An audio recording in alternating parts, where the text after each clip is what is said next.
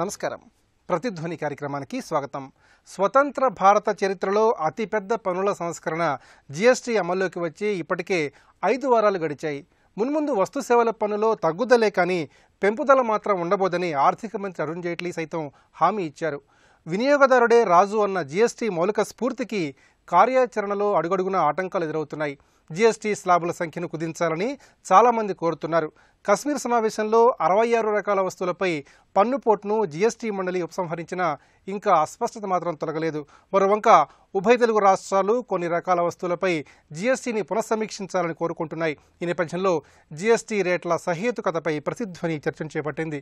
ఈ చర్చలో పాల్గొంటున్న ప్రముఖులు ప్రొఫెసర్ బి అరుణరాజు గారు, ప్రముఖ ఆర్థికవేత్త పి ఆనంద్ కుమార్ గారు, హైదరాబాద్ జీఎస్టీ కమిషనరేట్లో అడిషనల్ కమిషనర్ లంకా దినకర్ గారు, చార్టెడ్ అకౌంటెంట్, ఆర్థిక అంశాల విశ్లేషకులు ఏ రాకేష్ రెడ్డి గారు, భారతీయ జనతా పార్టీ అధికార ప్రతినిధి, ఆర్థిక అంశాల విశ్లేషకులు.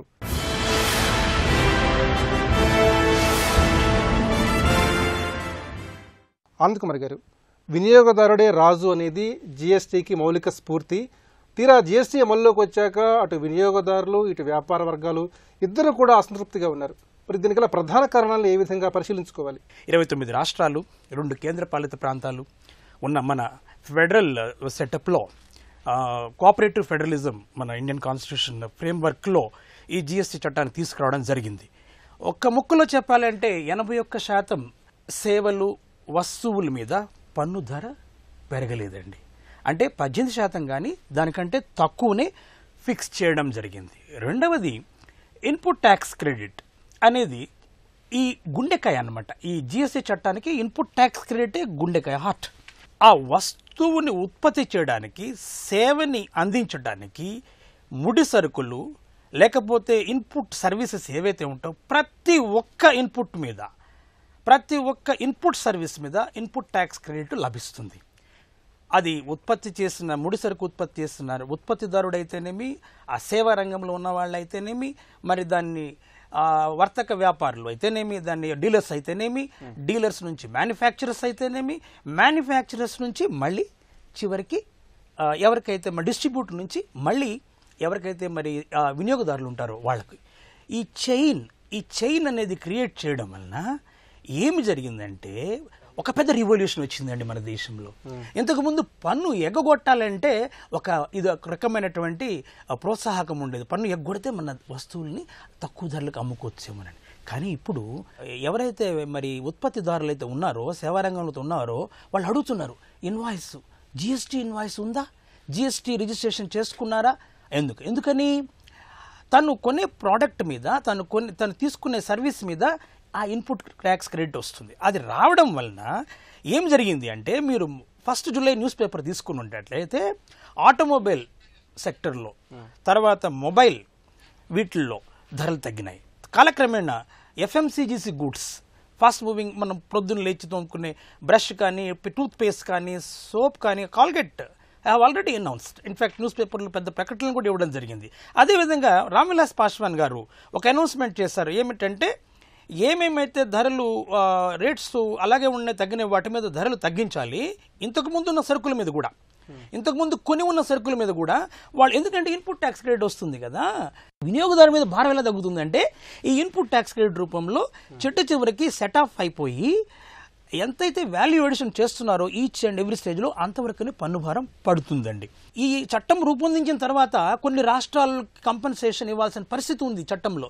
మరి ప్రభుత్వానికి కూడా ఆదాయం కావాలి కదా, అవన్నీ దృష్టిలో పెట్టుకునే ఇన్ని స్లాబ్స్ కూడా ఇంట్రొడ్యూస్ జరిగింది. ఈ చట్టం అమలయ్యి 1 నెల అయింది కదండి. కాలక్రమేణా రానున్న రోజుల్లో తప్పకుండా అన్ని రకాల వస్తువులు సేవల మీద 81%, నేను ఇంతకుముందు చెప్పాను, ధరలు తప్పకుండా తగ్గుతాయి. తగ్గకపోతే భారత ప్రభుత్వం కళ్ళు మూసుకుని లేకపోతే కళ్ళు తెరుచుకుని లేకపోతే నిద్రావస్థలో లేదండి. ఈ మొన్ననే జిఎస్టీ కౌన్సిల్లో యాంటీ ప్రాఫిటీరింగ్ మెకానిజాన్ని తీసుకొస్తున్నాము. అతి త్వరలోనే మీరు చూస్తారు.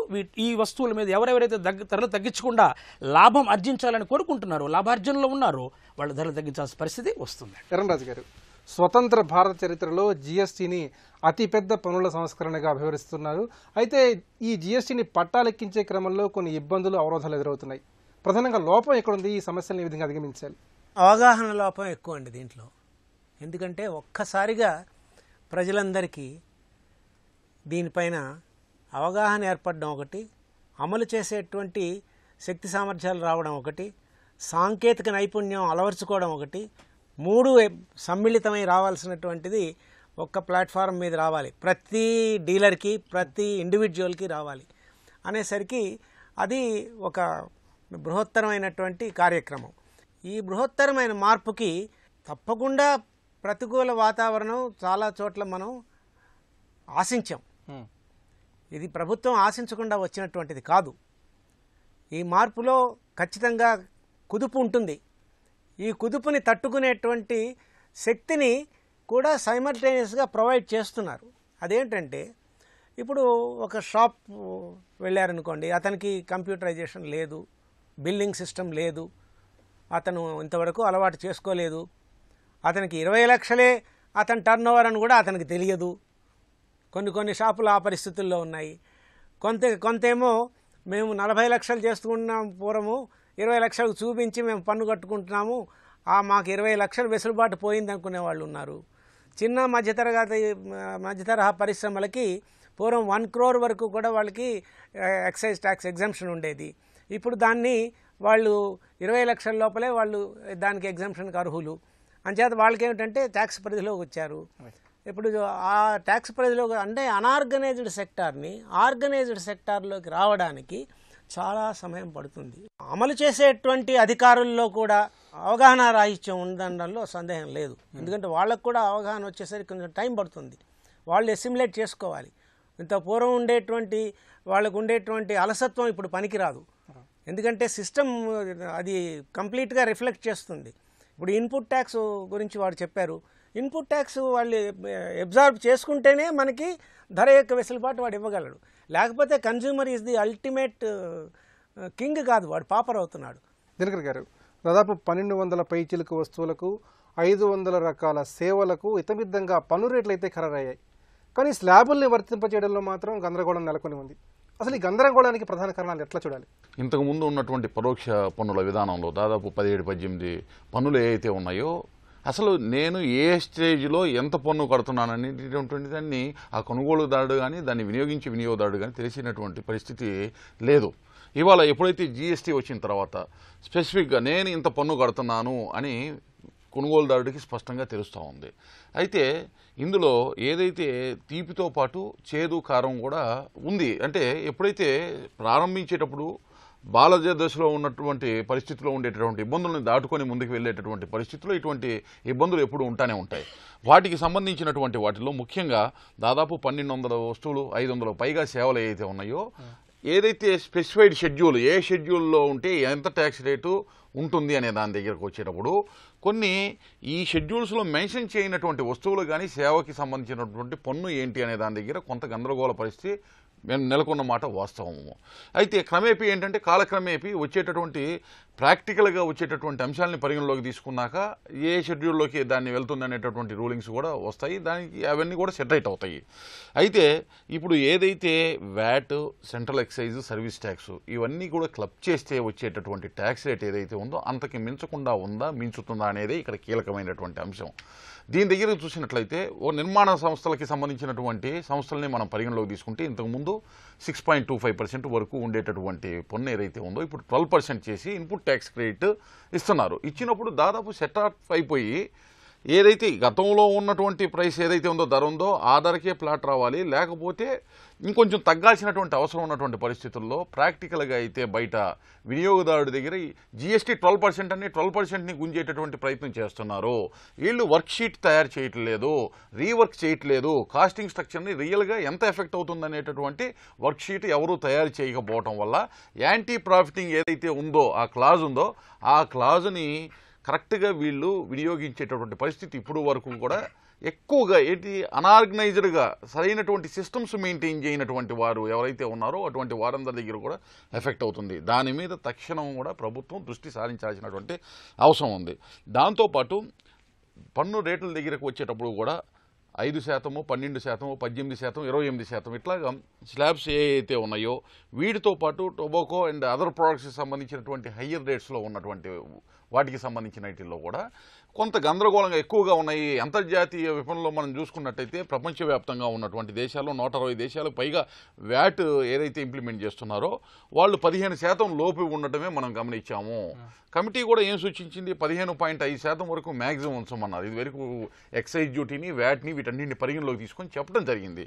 అయితే ఇవాళ ఇన్ని ట్యాక్స్ రేట్స్ కూడా కొంచెం ఎక్కువగా ఉండటం కూడా కొంత గందరగోళంగా ఉంది. కాలక్రమేణా ఏదో తగ్గిస్తాము, మళ్ళా రీకన్సిడర్ చేస్తామనేటటువంటి మాట చెబుతున్నారు. అది ఎంతవరకు అనేది కూడా చూడాలి. అయితే చాలా స్పష్టంగా ఒకటి ఏంటంటే 18 సార్లు జిఎస్టీ కౌన్సిల్స్ మీటింగ్ తీసుకున్నాక దాదాపు 60 నుంచి 70 ప్రోడక్ట్స్ వరకు ట్యాక్స్ లేకుండా చేయటం ఏదైతే ఉందో, అలాగే ఎరువులకి సంబంధించి ఇబ్బంది వచ్చింది అనగానే 12% నుంచి 5%కి తగ్గించడము, అలాగే ట్రాక్టర్స్కి సంబంధించినటువంటి ఉపకరణాలు అంటే వ్యవసాయానికి ఊతమిచ్చేటటువంటి వాటికి ఆ 18% నుంచి 12% తేవటం కొంతవరకు మనం అందరం కూడా ఆహ్వానించదగినటువంటి అంశాలుగా చెప్పాలి. రాకేష్ రెడ్డి గారు, జిఎస్టీ అమలు విషయంలో రాష్ట్రాలతో సంప్రదింపులు జరిపే విషయంలో కేంద్ర ప్రభుత్వం పట్టువిడుపుల ధోరణి ప్రదర్శించింది, సమాఖ్య స్ఫూర్తికి పూర్తిగా గొడుగు పట్టింది. అయితే కొన్ని రాష్ట్రాలు ఇప్పటికీ కొన్ని విషయాలు అభ్యంతరాలు వ్యక్తం చేస్తున్నాయి. మరి ఇందుకు గల కారణాలను ఏ విధంగా తరచి చూడాలి? ఇప్పుడు సమాఖ్య స్ఫూర్తిని ప్రతిబింబించే విధంగా ఒక వంతు కేంద్రము, 2 వంతులు రాష్ట్రాలను కలుపుకొని ఒక జిఎస్టీ కౌన్సిల్ని ఏర్పాటు చేయడం జరిగింది. జిఎస్టీ కౌన్సిల్లో ప్రజాస్వామ్యయుతంగా నిర్ణయాలు తీసుకుంటారు. అంటే ఇప్పుడు ఏవైతే రేట్స్ నిర్ణయించిందో ఆ రేట్స్ కేవలం కేంద్ర ప్రభుత్వం నిర్ణయించింది కాదు, జిఎస్టీ కౌన్సిల్ నిర్ణయించినటువంటి రేట్స్. అయితే జిఎస్టీ ఫ్రేమ్వర్క్ను కానీ జిఎస్టీ కౌన్సిల్ని కానీ ఎవరు వ్యతిరేకించలే. జిఎస్టీ రేట్స్ విషయంలో కొన్ని అభ్యంతరాలు ఉన్నాయి. అయితే ఆ రేటు ఏ విధంగా నిర్ధారించింది ప్రభుత్వము అంటే, ఇప్పుడున్నటువంటి ఆదాయం ఏదైతుందో ఆ ఆదాయానికి తగ్గకుండా ఉండే విధంగా ఒక రేటుకి అరైవ్ అయింది ప్రభుత్వం. దాన్నే రెవెన్యూ న్యూట్రల్ రేట్ అంటున్నాం. అది 18% అని చెప్తా ఉన్నారు. ఇప్పుడు మనం చూసినట్టయితే 81% of the goods and services are below 18%. అంటే కొన్ని ఐటమ్స్ మాత్రమే 18% కంటే ఎక్కువగా ఉన్నాయి. ఇప్పుడు అందులో ఏమున్నాయి? Luxurious item. ఇప్పుడు వ్యాక్యూమ్ క్లీనర్ ఉందండి, సామాన్యుడు ఉపయోగిస్తారా? ఇప్పుడు వెండింగ్ మెషిన్స్ ఉన్నాయి, సామాన్యులు ఉపయోగిస్తారా? ఏసీలు ఉన్నాయి, సామాన్యులు ఉపయోగిస్తారా? కాబట్టి ఏవైతే లగ్జరీ ఐటమ్స్ ఉన్నాయో లేకపోతే సిన్ ఐటమ్స్ ఉన్నాయో అవి మాత్రమే 18% ఎబోవ్గా ఉన్నాయి. మిగతా అన్నీ కూడా ఇప్పుడు ఫుడ్ ఐటమ్స్ చూడండి, దాదాపు అన్ని ఫుడ్ ఐటమ్స్ 0% ఉన్నాయి. ఓన్లీ బ్రాండెడ్ ఫుడ్ ఐటమ్స్ మాత్రమే 5% ఉన్నాయి. ఇప్పుడు మెడిసిన్స్ అంతకుముందు ఎంత రేటు ఉందో ఇప్పుడు అంతే ఉన్నది. అది కాకుండా ఇప్పుడు రాష్ట్రాలు కొన్ని సూచనలు చేశాయి కేంద్ర ప్రభుత్వానికి. ఆ సూచనలకు అనుగుణంగా ఈరోజు ఎరువుల విషయంలో కానీ, వ్యవసాయ పనిముట్ల విషయంలో కానీ, చేనేత ఉత్పత్తుల విషయంలో కానీ, జౌళి ఉత్పత్తుల విషయంలో కానీ కేంద్ర ప్రభుత్వం ఆ సూచనలకు అనుగుణంగా రేట్లను తగ్గించింది. అంటే 12% నుంచి 5% తగ్గించడం జరిగింది. ఇప్పుడు కంప్యూటర్ల విషయంలో కూడా అంటే విద్యార్థులు ఉపయోగిస్తారు కాబట్టి దాన్ని కూడా 18% 12%కు తీసుకురావడం జరిగింది.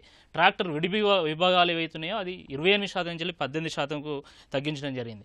ప్రజా ఉపయోగమైనటువంటి ప్రాజెక్టులు ముఖ్యంగా తెలంగాణ ప్రభుత్వము మేము మిషన్ కాకతీయ, భగీరథ, డబుల్ బెడ్రూమ్లు మేము నిర్మాణం చేస్తూ ఉన్నాం కదా, మీరు 18% మీరు ట్యాక్స్ వేస్తే మాకు భారం పడుతుందని చెప్తా ఉన్నారు.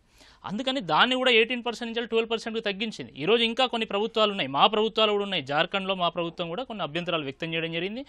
జార్ఖండ్ కానీ, పంజాబ్ కానీ, పశ్చిమ బెంగాల్ ఇలాంటి ప్రభుత్వాలు కొన్ని సూచనలు చేస్తున్నాయి. వాటిని చాలా పాజిటివ్గా తీసుకొని వీటిని పరిశీలించి మీ తగు నిర్ణయం చెప్తామని చెప్పేసి అరుణ్ జైట్లీ గారు చెప్పడం జరిగింది. ఆనంద్ కుమార్ గారు, ప్రజా ఉపయోగం కోసం చేపట్టినటువంటి ప్రాజెక్టులో జిఎస్టీ పన్ను అనేది చాలా భారంగా పరిణమిస్తుందని తెలంగాణ ప్రభుత్వం ఆందోళన వ్యక్తం చేస్తోంది. ముఖ్యంగా ఈ ఆందోళన అర్థం చేసుకొని కేంద్ర ప్రభుత్వం 18 నుంచి 12% జిఎస్టీని కుదించింది. అయినా కూడా ఈ పన్ను రేటుని ఇంకా తగ్గించమని ముఖ్యమంత్రి కేసీఆర్ కేంద్ర ప్రభుత్వానికి విజ్ఞప్తి చేస్తున్నారు. మరి కేసీఆర్ విజ్ఞప్తిని ఏ కోణం నుంచి పరిశీలించాలి? తెలంగాణ రాష్ట్ర గౌరవనీయులైనటువంటి ముఖ్యమంత్రి గారు డిమాండ్ పెట్టారు. దీన్ని చర్చించడం జరిగింది, తగ్గించడం జరిగింది, ఇంకా తగ్గించమని అడుగుతున్నారు. అయితే తెలంగాణ ఒక్క రాష్ట్రమే కాదు కదండి, మరి ఆంధ్రప్రదేశ్ ఉన్నది, మరి జార్ఖండ్ ఉన్నది, అలా 29 రాష్ట్రాలు ఉన్నాయి. వాళ్ళేం డిమాండ్స్ పెట్టారు?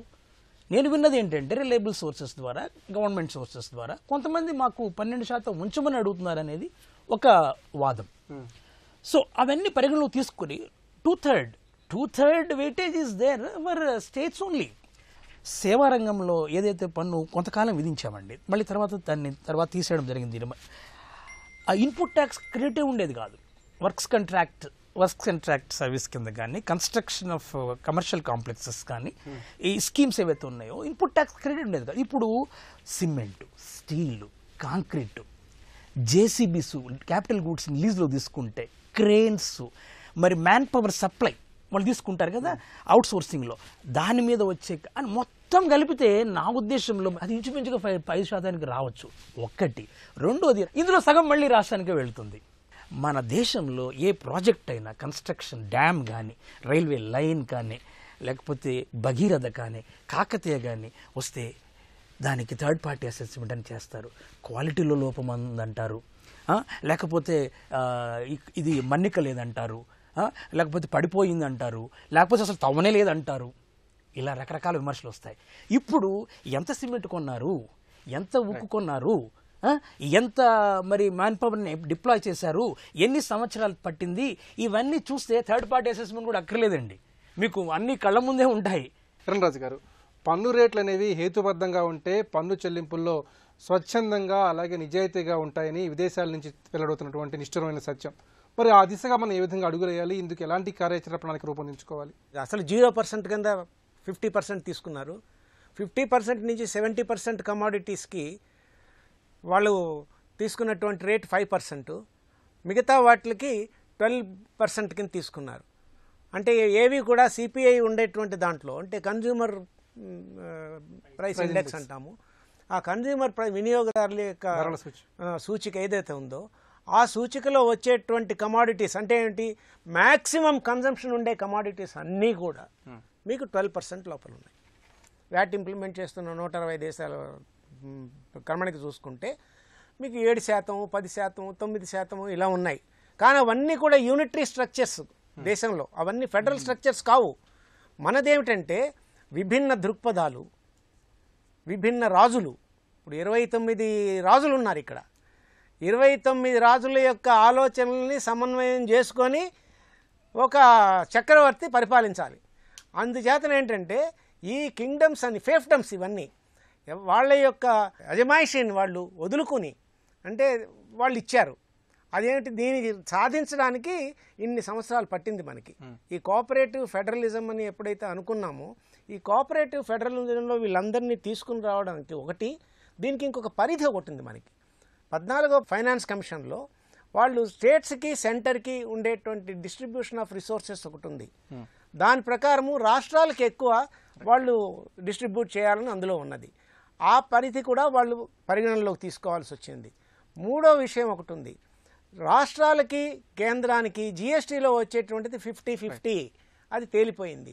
దానివల్ల ఏంటంటే నష్టమైనా లాభమైనా సమంగా పంచుకుంటారు తప్పిస్తే దీంట్లో తేడా పాడాలు ఉండేటువంటి సావకాశం ఏమీ లేదు. దీనివల్ల ఏంటంటే రాష్ట్రాలు ముందుకు పోవడానికి సావకాశం ఎక్కువ ఉంది.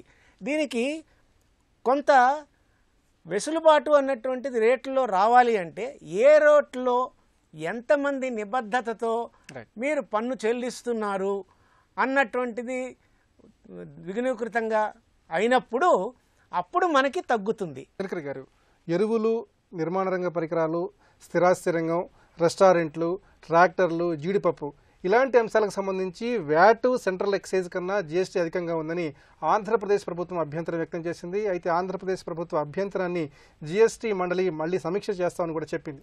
మరి మొత్తంగా చూసినట్లయితే ఆంధ్రప్రదేశ్లో జీఎస్టీ అమలవుతున్న తీరుని ఏ విధంగా చూడాలి?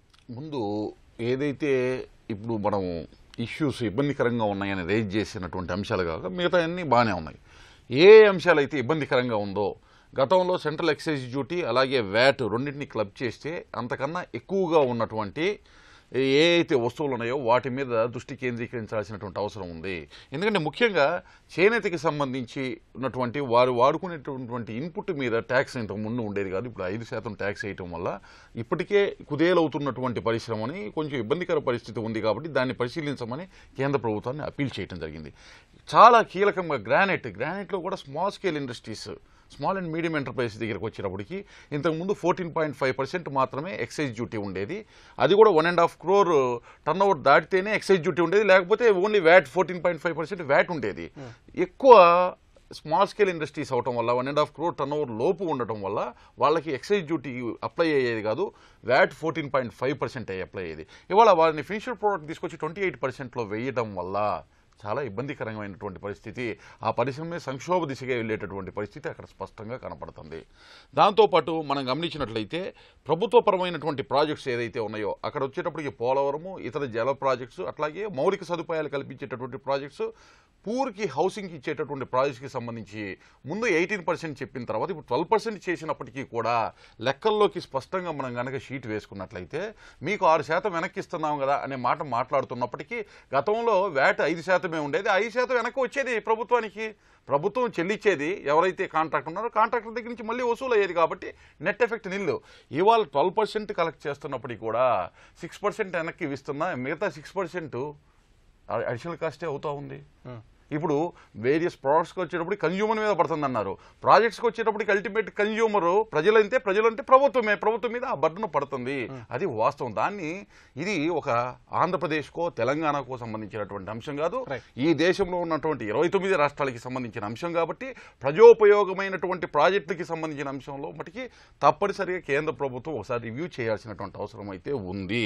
రాకేష్ రెడ్డి గారు, దేశ సుస్థిర అభివృద్ధిని ఆకాంక్షిస్తూ మోదీ సర్కార్ జీఎస్టీని తీసుకొచ్చింది. అయితే జీఎస్టీ అమల్లో కొన్ని ఇబ్బందులు తలెత్తుతున్నమాట వాస్తవం. మరి ఈ ఇబ్బందులు అధిగమించడానికి జీఎస్టీ మండలి ఎలాంటి స్పష్టమైన మార్గసూచికను అవలంబించాలి? జిఎస్టీ కౌన్సిల్ ఎప్పటికప్పుడు సమావేశం అవుతూ ఏవైతే రాష్ట్రాల నుంచి సూచనలు కానీ వివిధ రాజకీయ పక్షాల నుంచి అభ్యంతరాలు కానీ ఏవైతే వస్తున్నాయో వాటిని స్వీకరించి చాలా పాజిటివ్గా ఈరోజు వాటిని రెక్టిఫై చేస్తూ ఉంది, దాని మీద స్టెప్స్ తీసుకుంటా ఉన్నది. ఇప్పటికైతే ప్రస్తుతం అయితే వినియోగదారులు కానీ లేదా ఉత్పత్తిదారులు కానీ చాలా పాజిటివ్గా ఉన్నారు, చాలా సంతృప్తి వ్యక్తం చేస్తున్నటువంటి పరిస్థితి. వినియోగదారులకైతే మోస్ట్ ఆఫ్ ది ఐటమ్స్ 0%లోనే ఉన్నాయి. సామాన్యులకు సంబంధించినటువంటి ఆహార పదార్థాలన్నీ కూడా 0%గా ఉన్నప్పుడు అసలు ఎవరికి వ్యతిరేకత ఉండదు. ఇక ఉత్పత్తిదారులకు సంబంధించి చిన్న మధ్యతరగతి ఉత్పత్తిదారులకైతే 25% టర్న్ ఓవర్ ఉన్న వాళ్ళకి అసలు 0% ట్యాక్స్, 75 lakhs టర్న్ ఓవర్ ఉన్న వాళ్ళకి 1% ట్రేడర్ మీద, 2% మ్యానుఫ్యాక్చరర్ మీద ట్యాక్స్ ఉంది. అంటే ఎవరికైతే ఇబ్బంది కలగొద్దో వాళ్ళకి ఇబ్బంది కలగనివ్వడం లేదు. సామాన్యులకు, చిన్న మధ్యతరగతి వ్యాపారస్తులకు, ట్రేడర్స్కి ఎవరికి ఇబ్బంది కలిగే పరిస్థితి లేదు. ఇంకొకటి మేము చెప్తున్నది ఏంటంటే ఈరోజు జిఎస్టిఎన్ నెట్వర్క్ అద్భుతమైనటువంటి నెట్వర్క్, అంటే అసలు గ్లిచెసే లేనటువంటి నెట్వర్క్. మనం వ్యాట్ వచ్చినప్పుడు చూసాం ఎన్ని సమస్యలు ఉండే. ఈరోజు ఇంత పెద్ద దేశంలో ఇన్ని రాష్ట్రాలు, ఇన్ని భాషలు, ఈ రకరకాల వైవిధ్యం కలిగినటువంటి రాష్ట్రాల్లో జిఎస్టీఎన్ నెట్వర్క్ ఇంత అద్భుతంగా పనిచేస్తుంది. అంటే హోల్ ఎక్కడైతే రా మెటీరియల్ నుంచి మొదలు పెడితే ఫినిష్డ్ ప్రోడక్ట్ వరకు ఆ మొత్తం వాల్యూ చైన్లో ఉన్నటువంటి అందరు ప్లేయర్స్ని కూడా కలుపుతుంది ఆ నెట్వర్క్. ఇప్పటికే రాష్ట్రాలకు 5 సంవత్సరాల వరకు మీకు ఏమైనా లాస్ వస్తే మేము కంపెన్సేట్ చేస్తామని చెప్పేసి కేంద్ర ప్రభుత్వం చెప్తా ఉంది. ఇంకా తగ్గించడానికి సిద్ధంగా ఉంది. మరి ఇప్పుడు ఉన్నటువంటి ఆదాయం కనీసం తగ్గకుండా ఉండడానికి మీరేం ప్రతిపాదనలు ఇస్తారో కూడా మీరు చెప్పాలి. ఎవరు అవునన్నా కాదన్నా స్పష్టంగా ఇబ్బందికరమైన పరిస్థితి ఉంది. స్మాల్ స్కేల్ ఇండస్ట్రీస్కి సంబంధించి ఇంతకుముందు లిమిట్ సెంట్రల్ ఎక్సైజ్కి 1.5 కోటి వరకు ఉండేది. ఇవాళ 75 లక్షలకి లిమిట్ తగ్గించి జీఎస్టీ అప్లై చేయడం వల్ల 75 లక్షల నుంచి 1.5 కోటి మధ్య ఉన్నటువంటి పరిశ్రమలు ఏ అయితే వస్తువులను ఉత్పత్తి చేస్తుందో అక్కడ అదనపు భారం పడతా ఉందనేది కూడా దృష్టిలో పెట్టుకొని దాన్ని ఏ విధంగా సవరించాలని కేంద్ర ప్రభుత్వం దృష్టిలో పెట్టారు. దేశ ఆర్థిక వ్యవస్థలో అవినీతిని అంతం చేసి పారదర్శకతను పెంపొందించేందుకు జీఎస్టీని తీసుకొచ్చారు. అయితే అమల్లో ఇంకా బాలారిష్టాలను అధిగమించలేదు. రాష్ట్రాల అభ్యంతరాలు ఓ పక్క ఉండనే ఉన్నాయి. ఈ పరిస్థితుల్లో జీఎస్టీ మండలి దిద్దుబాటు చర్యల్ని చేపట్టాల్సిన అవసరం ఎంతైనా ఉంది. ఇది నేటి ప్రతిధ్వని. నమస్కారం.